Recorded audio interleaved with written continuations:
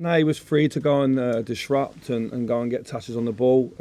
That's how he'll play for us, similar to Ryan Kent. They're allowed to go and break the rules, if you like. We got quite a lot of structure in terms of our midfielders, so I like those two being quite free. I thought Malik joined it at times as well, and some of the approach play first half was very good.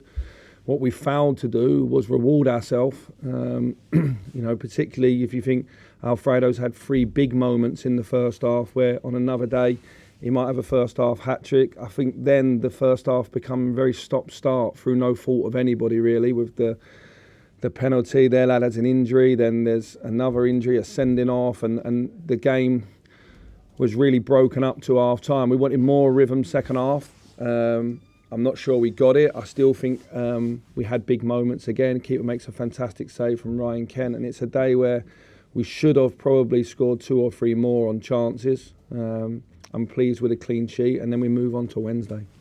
In terms of, you had people coming back from injury recently. You've got obviously Kamara who scores, you've got Kulak who's short term, and Hagi who's long term. How do you feel about assessing them for Wednesday night's game, or is that really down to your medical staff to Hagi?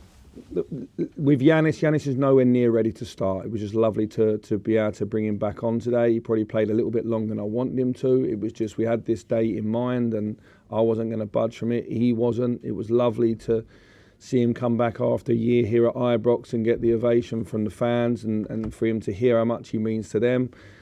At the moment, I think with people like Ryan and Todd and then Malik and Scott Wright's in a good place, Fashion's in a good place, then you're adding Ianis to it. Kamar will be back in training next week, Antonio and Alfredo. Going forward, we've got a lot of numbers. It was difficult to pick the team today. That's probably the strongest squad I've been able to pick since I come back in the 10 games. But then what you've got to do inside that is you've got to get your shirt and you've got to keep it, because the competition is going to get there. So I'm expecting a little bit more from my team, if I'm honest. You mentioned that rhythm maybe wasn't there. Are you just looking for your players to try and build that a bit more? Yeah, look, the relationships on the pitch, I thought Malik and Todd at times in the first half, some of their play was fantastic. We just didn't reward it with a goal. If I look at Glenn Kamara's performance today, he plays a fantastic pass for Alfredo in the first half to put him clean through, and then he goes and scores a goal running beyond the striker. That's like a new Glenn Kamara. So obviously he's listening to the messaging, and he's going to need to keep that up because there's a lot of competition. Ryan Jack, in the moment of the sending off, ended up with a horrible knock to his shin, and with Wednesday in mind, and the fact that I thought the game was one of them days where another card might be coming. It was good to bring him off and bring John on, so we're hoping he's okay for Wednesday, but it's nice to see Glenn in good form.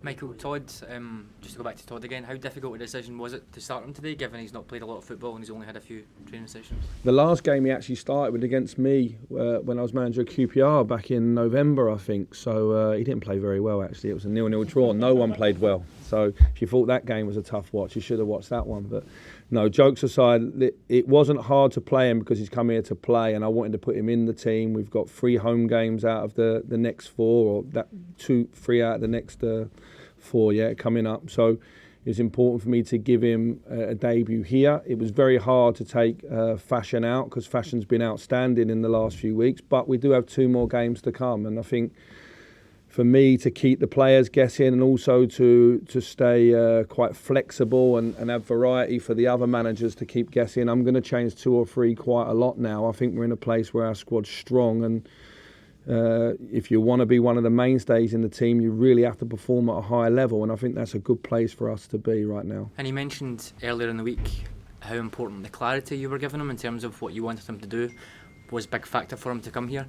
How difficult is that to give a player that clarity when you want him to be in such a free role, similar to Ryan Kent? It's just a bit of structure. Some players need rules, really strict rules in terms of what they're allowed to do, and that makes them a better player. Other players just need a bit of structure. Todd's someone that I think he just needs a little bit of structure out of possession to block certain areas, similar to Malik and Ryan. And when they're at it and they're playing close together and they're on form, I think that we can be really excited. They're not the only ones in our squad either. We've got quite a lot of players like that. That's what I wanted. That's why it shows that just one player coming in can just change the whole options of the team. So Look, the amount of chances we created today I was pleased with. I wasn't pleased with our last pass or last shot. If they go in, everyone says the performance is fantastic.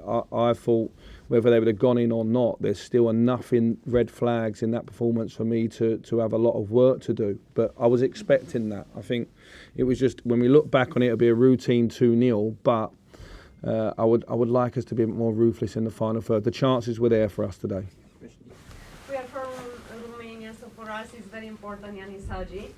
So we want to know if you can tell us when he will be able to play 19 minutes. First question, and second question, if it's possible. In Romania and in Turkey was some rumors about Galatasaray interest for him. If you can tell us a few words about this or not. Well, firstly, I know that club's close to his heart because I believe he was born there, and obviously his dad played there. But Ianis Hagi is going to play his football for Rangers for a few more years yet, so I can dispel that rumour. Secondly, today was about getting Ianis back out there in front of the crowd. He looks in a good place after being out for a year and the type of injury he had. Let's see how he settles, but by the end of the month, I think he'll be wanting to start in a cup final, not watch one. Thank you very much. Thank you. Michael, in terms of the incident that led to the red card, you said that Ryan Jack was impacted in terms of sort of injury to his ankle. Callum Davidson was in before you, and he didn't think it was a red card. What was your view of the incident and also the tackle that followed that led Willie Collum to go to the VAR monitor with Ryan Jack? Nicky Clark is not meant to do. There's no malice in that tackle whatsoever. I think actually at the last minute he tries to pull back, but he does catch Ryan quite high on his shin, not his ankle, and Ryan's got the gash there to show it. So, and he'll possibly be a doubt for Wednesday. So he has caught him, but I don't think there was any malice in it. The VAR official at the end of the video has obviously spoke to Willie, and they've decided to send the boy off. I don't think for a minute he's meant it, but he's caught him high. Ryan's one on Montgomery is completely different. It's low, his foot's low, and he's caught him on the ankle, and it's a yellow card anywhere on the park. I don't think we should put the two together because one's a sending off, make a lot of drama about the others. There's no way that Ryan Jack's tackle is a red card. No way. Michael, I've got to ask you, 2 days to the end of the window, are you hopeful of getting anything over the line before it closes?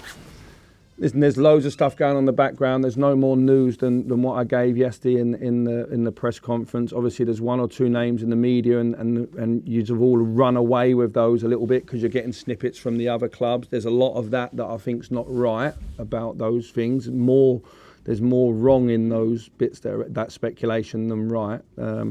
There's one or two other players we're talking to. If we get them done, I'll be delighted. If we don't, I'll just keep working. We're all aligned. I'm up to speed with everything. I think everyone thinks that me and the ball don't talk or me and Ross don't talk. We're together every minute of every day. We're all on the same page. If we don't get the work done now, we'll do more work in the summer. If we do some work now, it'll be less in the summer. I think it's got to be the right players. I'm hoping, listen, it's just a debut, it's just 60 minutes. I'm hoping you're thinking that Todd Cantwell looks like the right player, the right fit, he's aligned. I would like us to add a midfielder to the squad that's powerful and can run. I would like to add another centre-half to the squad. I think we'll be looking in the goalie situation in the summer. We'll be looking for another number 9. If we're going to get all that done in the next 48 hours, there's more time in the summer, and it's got to be the right players. But nobody wants to strengthen this squad more than Ross, more than the board, and more than myself. It's in our interest to build a strong Rangers and a stronger squad and team that we got right now. How important is it to get players at the right price? That's coming in, and it's quite important for you in terms of the value. Yeah, all the stuff. What I can say is all the fees that we've offered this and offered that. That's them prices are way higher as well. On one and way lower on the other, so I'll let you surmise amongst yourself which that is, but it's nowhere near what you're thinking. And I think the biggest thing is that the clubs they're good players. We don't want to bring in bad players. We want to bring in good players, and the clubs they play for don't want them to go. Certainly in January, if I was a coach, I wouldn't want to lose one of my better players in January. So that's all the stuff that goes on. I think there'll be a couple of things in the next 48 hours. One way or the other. Can I guarantee you sat here that we're going to have new arrivals? No. Are we going to try our best? Definitely.